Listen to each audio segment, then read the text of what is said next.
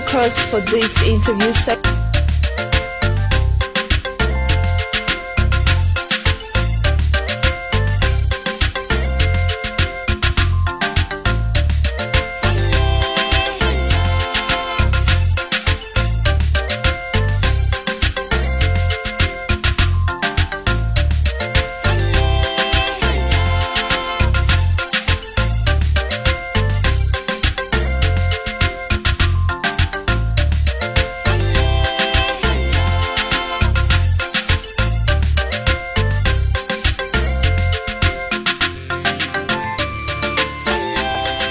I think we may need to have an understanding of what this climate change is all about, and then we can relate it to how it affects our health, how it affects public health, just like you've asked.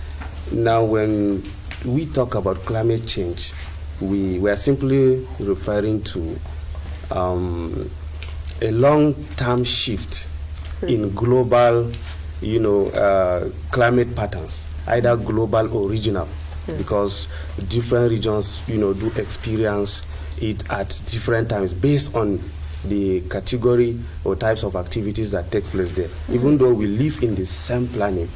And that is why, even if you are not doing some of those activities, it can be done in other continents, but you still experience it. Like Africa, for example, contributes only 1% of greenhouse gas emission, but we still suffer the impacts of climate change because we have what we call interdependency between places. What happens in Europe, what happens in America also affects us because there's diffusion. For example, if they have heavy industries and they emit these greenhouse gases, it diffuses and it affects the entire world. And the impact is usually so heavy on us here because of our socio-economic standard. In the developed climes, when it happens, the government and other well-spirited individuals quickly swing into action and bring relief to the victims. But it is not like that in Africa, Nigeria, or even here. We've been seeing it. Look at our people in IDP camps. It's the same thing. If floods, destroy houses today, it will take time for these people to recover. Nobody quickly, rushes in there to help them or to assist them. So this global shift is mainly caused by human activities. We have natural factors, but that would have been gradual because nature balances itself. But human beings accelerate this climate change. And so it changes so fast and then in turn affect public health and affect, our health. Now,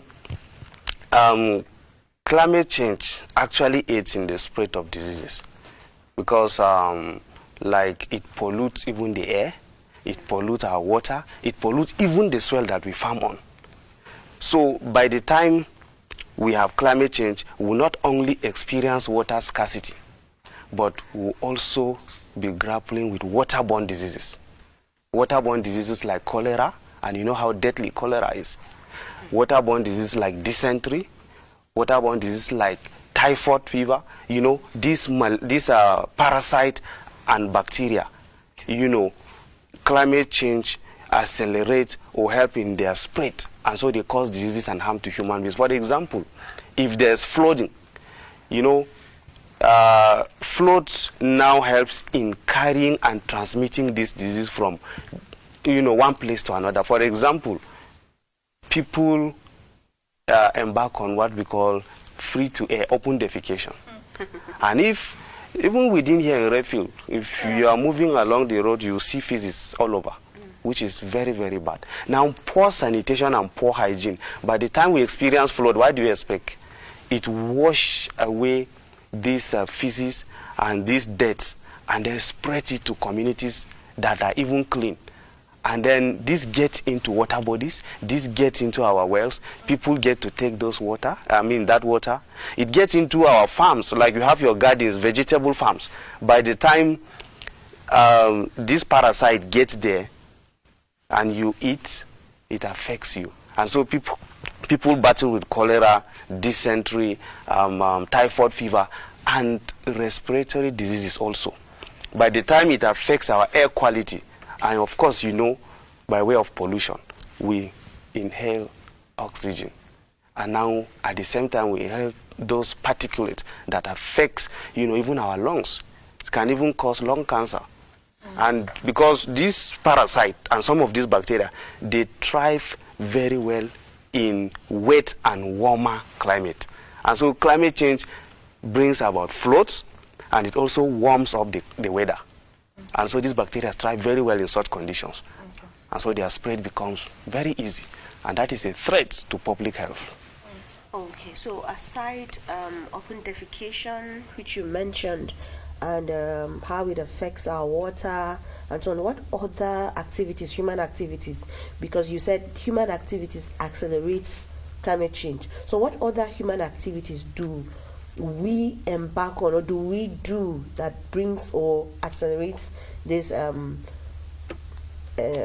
climate change that is actually hazardous to our health? Because I know that aside open defecation and that affects our water, there are so many other things that we do that some persons are actually ignorant of. So can you just help us highlight some of them and then how it actually affects our health?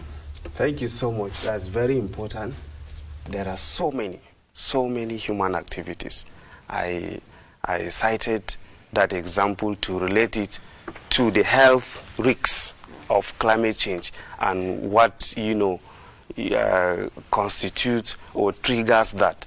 But we have so many other activities that are being carried out by human beings, which are triggers or accelerate this climate change. And number one, which is the simplest, is deforestation. The vegetation and the grasses we see are carbon sink.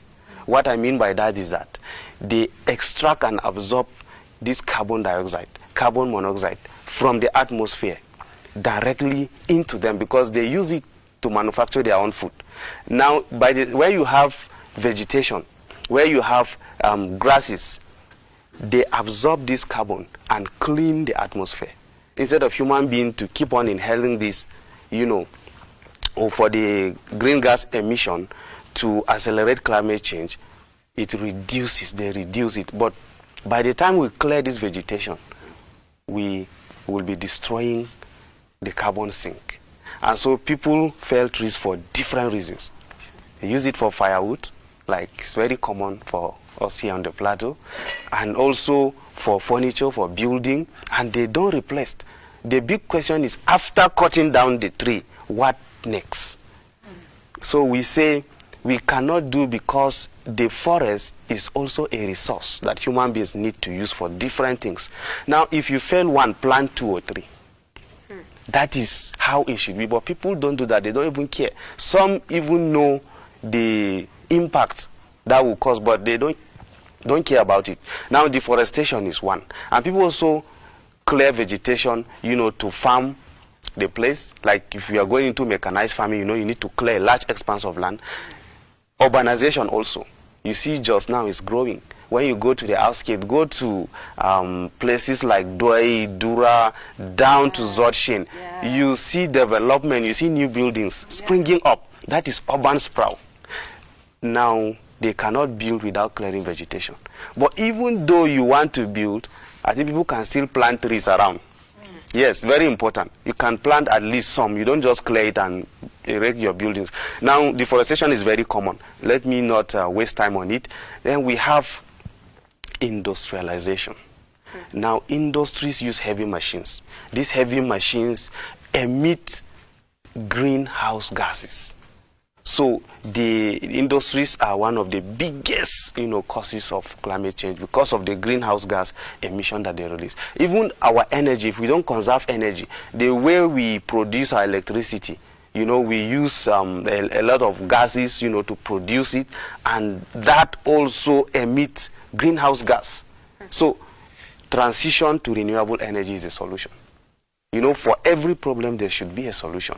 And then we have some of these things that will curtail the impacts or the causes. By the time we transition into using renewable energy, we will reduce over dependence on hydroelectric, power. Then even our transportation system, everybody wants to own a car in Nigeria. That's why if you go to other countries, you see them using trains, you see them using public buses. And that is why this Governor Mutfang's metro buses is a welcome idea for us as, environmentalists and as transportation experts. We know that these, our cars, emit greenhouse gases. They use fossil fuels. And so by the time you reduce the number of cars plying your road, you reduce the number of machines emitting greenhouse gases, you would have succeeded in curtailing the causes and the impacts of climate change. And we also have agriculture. I have said it, people clear their lands, they remove the vegetation. Apart from that, they use a lot of harmful chemicals. We use chemical fertilizers, we use chemicals. Now, these chemicals themselves destroy microorganisms, and these microorganisms aid plants. They decompose organic matter in the soil where these plants absorb to grow. By the time you destroy them using chemicals, we will not have our vegetation growing very well as is expected. And these chemicals also, some of them also get into air, and they cause harm to us when we breathe in or when we inhale the chemicals, and they also contribute to warming the atmosphere, because the fumes from the chemicals also combines with the carbon dioxide, and they compound this issue of climate change. Okay, I'm really trying to understand. Okay, so why do we do these things? Anyway, just go ahead. Okay, you've actually talked about the factors that affect climate change. So let's go down to the public health right now, right? So how do extreme weather events like flood, drought and heat waves impact public health in our country, Nigeria? Okay, thank you so much. What you just mentioned now, are all causes of climate change. And now climate change causes them. And this, in turn, affects public health. It is true. All of the things you have mentioned affects public health tremendously. Now, for flood, for instance, like I've said earlier, of course, that spread of diseases, because this water comes from nowhere. You don't even know where it's coming from. You don't know the hygiene and the poor sanitation in places, and then all of a sudden the water brings in dead, spread bacteria and parasites. Now that causes, a lot of health issues. In fact, hospitals are beginning to, becoming overburdened with cases of diseases as a result of climate change. Now, aside from the bacterial and parasitic disease that we're talking about, I've also mentioned pollution and air quality, because, of course, this climate change, of course, affects our not just water quality but air quality too. I've mentioned lung cancer. I've mentioned even allergies. Some people are allergic to particles. When they inhale them, it becomes a problem. And then some even obstruct your lungs and your respiratory system. A lot of respiratory problems that are related to pollution. And this affects public health. Then for drought and heat stress, of course, you know that when there is drought, it will affect agriculture tremendously. And without food, nobody will exist. We don't just need food, but we need quality and healthy food. But the Bible says, Yes. man shall not live by bread alone. You cannot live by bread alone, but we still need food. Yeah, that's right. Now, after oxygen, water, food is the number 3 most important thing to life. That's right.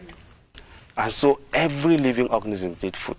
And so when there is drought and it's affecting agriculture, of course, we'll be having issues of malnutrition. We'll be having issues of lack of proper diet. People will not be able to farm. When there's hunger, will the population be healthy? Because public health is talking about the generality of the well-being of the people. either mentally, physically, even economically, because drought and flood affects economic activities. Our farmers will no longer farm, not just to give us food, but their own economic activity will be impacted negatively. And so when the economic activities is impacted, poverty will set in. And so the impacts are just so many. And heat stress also affects not just human beings, but even our animals. Like somebody was telling us in a workshop, a veterinary doctor, that he manages a piggery in Abuja, and because of the rising temperatures, it affected the farm and all the pigs died. And so at least Plateau State still has the best weather, for some of these things. But at least you will agree with me that over the years, recently, our weather, our temperature has changed. There's a slight change. It just used to be very cold, unlike recently. Even though you will notice that sometimes the weather is unpredictable. It can become slightly cold and then get hotter again. These are impacts of climate change, and that's why our rainfall is even erratic. So they are all caused by climate change. You've really mentioned quite a lot that affects public health. Yes. So let's go down to strategies now that can be put in place to really curb, or aside curbing, get people aware that these activities actually affects us in these particular ways. What are the strategies that can be put in place? All right. Very important, because if there is a problem, or if there are problems, the next thing you do is to look for solutions. Yeah. And now, for climate change, it has come to stay. True. All we can do now is for us to adapt. We need adaptation, and we need to begin to change the way we do our things so that we can curtail it, so we don't allow it to keep increasing. So we can maintain what is obtainable now and adapt to it so we can survive. Sure. Now, we encourage afforestation. People should be planting trees. There should be tree planting awareness, crusade, and then if you're cutting down one, you can replace with 2 or 3. That is very important. And then secondly, we also, need water conservation. We need water conservation because the issues of drought you mentioned earlier. Forget about the heavy rainfall we are experiencing now. At the same time, we still suffer from water scarcity. And that's what climate change does. You could have torrential rainfall that will result to flooding for a short period of time. Another time is drought, scarcity of water. If you go to the far north now, you discover that even the Lake Chad is drying up. Rivers are drying up. Rivers don't retain water again for a longer period of time. And so people need the water for irrigation. Now we can be damping some of this river to conserve the water. And then even the way we use and manage water, we need to manage it properly so that we don't waste water. People can embark on rainfall harvesting. You can harvest rainfall. You can dig tanks, yes, beneath the ground, very big tanks, and then you channel water from your roofs down into the tanks. When it is dry season, you can use it.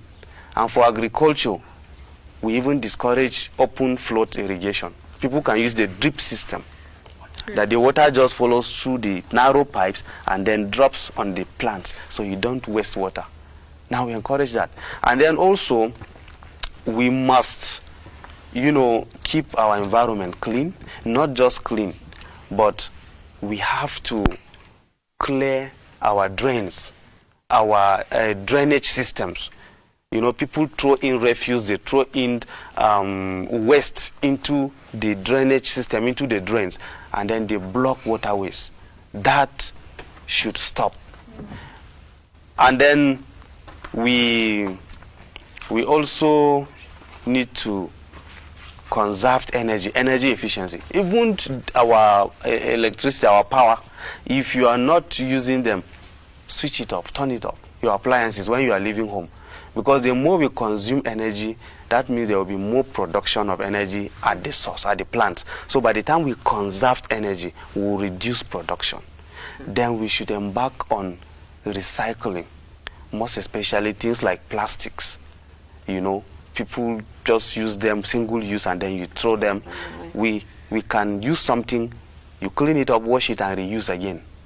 And we can also, you know, recycle the used ones to bring them back to life instead of using new raw materials in the factories, because those machines emit greenhouse gases. So we reduce production by using one thing over and over, or by recycling to stop more production of new products. And these measures are very important. Then, like you said, awareness is very important. Sure. People need to be aware of the dangers of some of these things that we do. And it's not only left for the government to do. It is everybody's business because it affects all of us. Anybody who has the knowledge, we create awareness like what you are doing now. It's very important. It's creating awareness. So everybody that is watching us now gets to listen and may listen to something he has never even known that, oh, so this thing that I'm doing is bad. Sure. And now this is even masked public awareness, because as many as will be watching this program, they will now get at least some insight into what climate change means and what it does to public health. And so, if they are willing to change, they will definitely change their ways. Yeah, let me ask him this before. You know, you said something about renewable energy. Yes. Can you just say a little bit more about it? Because it's something that people have come to talk about, yes, but people have not really understood that aside when we start doing stuff like that, it can actually be cost effective. There are certain things that you won't even bother to spend so much money on because yes. So can you just say a little about it some more? Okay. This is entirely a very good, broad, big topic on its own, but it's very important to our own level. Yes. When we talk about renewable energy, we are simply referring to those energy sources that we get not using fossil fuels. They don't emit, greenhouse gases. When we use solar energy, like by the time we tap the solar energy, and Plateau State is so blessed, we can go into solar energy and wind energy also. Yes, these are natural resources. God has given us, those things. But in Nigeria, you go to places like Adamawa, that is called Sunshine State. They are not using solar. Yes. Some people, in other countries, they see the sun for less than 12 hours, but they still use solar. And they tap into that. How about Nigeria now? You look at from 7:30 a.m. in the morning, at least we start feeling, the sun, till sometimes even 5:30 or 6 p.m. in the evening. But we have not harnessed that. Now solar energy, we can go into that, and that's a renewable energy. It will not affect the climate.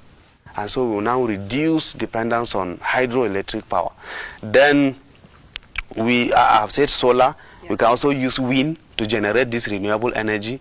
And, even the idea of the CNG, the CNG fuel, the CNG gas, because some of these metro buses are using CNG. Okay. And then that's compressed natural gas. Yes. It's a cleaner source of form of energy. And Nigeria has it in reserve, excess. What we have in reserve, for the next 100,000 years, as Nigerians, we cannot exhaust it. And that's why the federal government is beginning to think of exporting it. When the Russian-Ukraine war started, it disrupted, gas supply. And so countries now started discussing with Nigeria. And they were saying, okay, they will lay the pipelines through Niger and all of that and start supplying to Europe.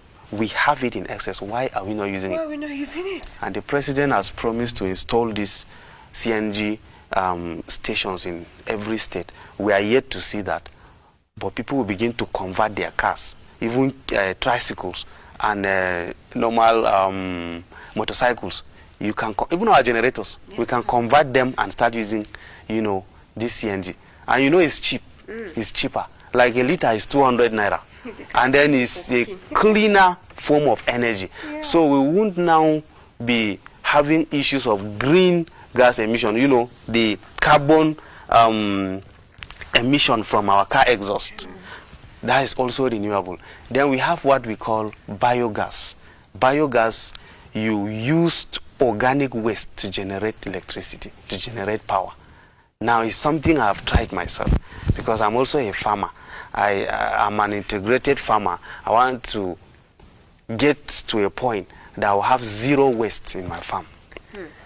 Everything recycles, and then you make use of it efficiently. Now this biogas, for example, even in your house, you can make your soccer waste in such that you will not just be wasting your feces in the soccer waste. You can channel that and it will be producing cooking gas for you. And it's not a difficult thing. And that's renewable energy. And the fire is very clean. You see it blue in color and then it doesn't even dirty your pots. So clean, so fine. People are doing it. Something we can go into. And for cow dung, for example, is very high in methane. So methane is a gas, and it's a very dangerous gas too, that affects the environment, that affects the climate, and it causes climate change, just like carbon dioxide. And that methane is the best in this biogas production. So we could collect even cow dungs and animal feces, all those debris of vegetables, like you go to building materials and pack all those debris, dump them into what we call a digester. And it doesn't take time. Within 2 weeks, it will decompose. You keep it very tight in a condition that oxygen doesn't get there.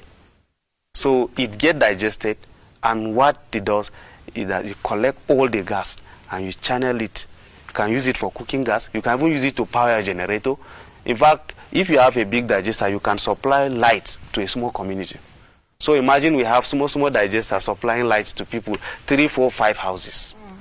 We can also achieve that. It can start small, but before you know it, the whole city is now having alternative sources of energy. And this will help a lot. So those are the different sources of renewable energy. Oh, wow. Okay, let's jump to the next question. Earlier on you talked about the strategies and how it can be implemented, in line with the public health, right? And in those high risk places. So now talk to us. How can these community-led, adoption strategies and public, health initiative help, to actually mitigate the effects of climate change on the public health? All right. Thank you. It will help us in so many ways, because by the time individuals and communities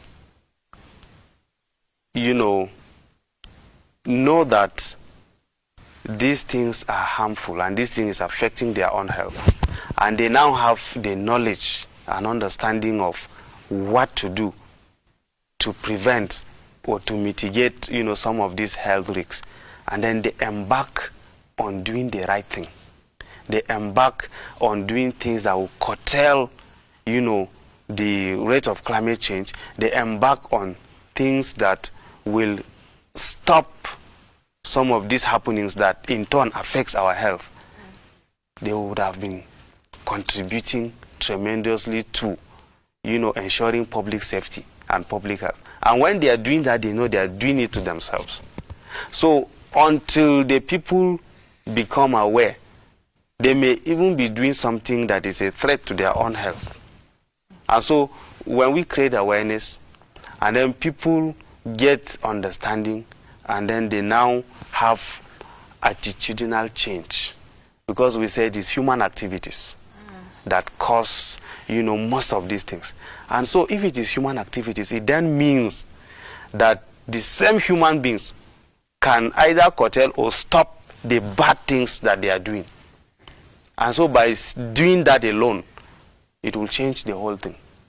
Like if we clear our drains, we clear our drainage, system, and people stop building in low-lying, areas, like you block water channels. Now, if you build on the water channels, by the time there's flooding, it will sweep the house. Right. We've had incidents that even people were swept and they died in water. Even recently, like in Niger State, so many people died, right? Recently, even cows were swept by flood in Benue State too. Most recently, I was in a security meeting in my village here in Foron. The whole flock of cows were swept by water. Most of them came out, about 5 died. And it resulted to a security issue that we had to come in, and because the herder was now saying is the community, it's the people in the community that send the cows into water. So we have to come in and then let them know that these things are happening. You deliberately push the cows into water, and then water will not, the volume was so much that they couldn't cross. And so they even stand pushing the cows, and then they will now prevent themselves from being swept by the rain, by the flood and all of that. Well, normally cows can actually cross a large volume of water. But when it is so strong, and it depends on the channel, so when it is not wide and the water is so strong, it will sweep them away. And so if you build on low-lying areas, or you build on water channels, definitely when flood comes, it will sweep it away. So by the time the community becomes aware that this is wrong, and they stop doing that, you see, we will not have such cases again. But when they keep doing the wrong thing, we will definitely keep having the same problem. And so by the time we involve the community, and in everything you are doing, even if it is development, involve the community, involve the people. And so this strategy will work very well when we involve everybody, when we involve the community, because everybody will now be doing it at his own level. And before you know it, the entire state is doing the right thing. And so it will help a lot. One person cannot do it. The government alone cannot do it. Right. We cannot do it alone. True. Everybody needs to get involved. Yeah, so, I went somewhere, I think a rest house, and I saw that they don't use the source of electricity they use is solar completely for everything, for their water heaters, and very big rest house, very big on the plateau. They use solar, and I was impressed, and they said they've been using it for a very long time. Wow. So that made me feel like we're under harnessing the potentials of some of the things that we have at our disposals. And so I feel it's very important for people like you who are ambassadors to actually go around creating more and more awareness, teaching people, training them on how to utilize some of this. It's another thing to tell us that we can do this, and also another thing to tell us how to do it, so that we can make use of the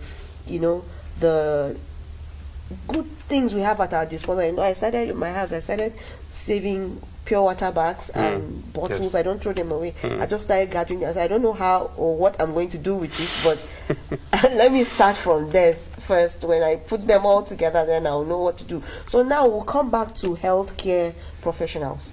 Yes. You've talked about how sometimes they get overwhelmed with these cases and so on. So what can they do as professionals in addressing the health impacts of climate change and also promoting climate resilient healthcare system? Oh, very fantastic. When it comes to health, they say your health is your greatest wealth. and people don't joke with that. Sometimes people listen to healthcare professionals more than their friends and even their parents, because it has to do with your health, and so they have a great role to play. Climate resilience, like you said, very, very important. Now, when they are treating cases or diseases that are, climate change related, they also need to be informed. They also need to be equipped with this knowledge of climate change, so that by the time they treat their patient, they should be able to counsel them. They should be able to talk to them about climate action. Should tell them about climate crisis, climate justice, and climate action, and then tell these people what to do and what not to do.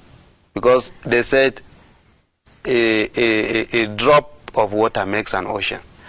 So by the time you start talking to people individually and having experienced some of these health challenges, they will take it seriously. So these health professionals are also counselors, because they counsel us to be healthy or to live healthy. Now they can also create awareness from their own, their own side, regarding the health risks of some of these things that we do, most especially when it comes to waste management, pollution, the open defecation that we're talking about, and then poor sanitation generally. They can create awareness and counsel people either individually or even the general public, and tell them the dangers and show them practical examples of diseases and health challenges that people are going through as a result of not doing the right thing. And I can assure you that people will listen to them, sometimes even more than they will listen to us. They will think we are just making noise. But when they know this is a health professional, this is a doctor saying it, he must have seen people dying from this, and we are the one causing the problem. So they will take it very seriously. And that is why from the beginning I said, the issue of climate change is everybody's business. So every professional, just like you people are doing it now, everybody is involved. And the scary thing,